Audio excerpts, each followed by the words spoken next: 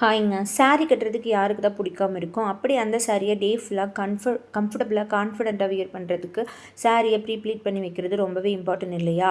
அந்த சாரியை நம்ம எப்படி அழகாக ஈஸி மெத்தடில் நிறைய பல்லூஸ் வர மாதிரி ப்ளீட் எடுக்கிறது, தென் சென்டர் ப்ளீட் வந்து அழகாக ஸ்டே ஆகி ட்ரெண்டியான ப்ளஃபி ப்ளீட் வைக்கிறதுலேருந்து எல்லாமே நாங்கள் டெக்னிக்ஸோட ப்ரொஃபஷனல் சாரீ ட்ரெப்பிங் செக்ஷன் எடுத்துகிட்ருக்கோம்.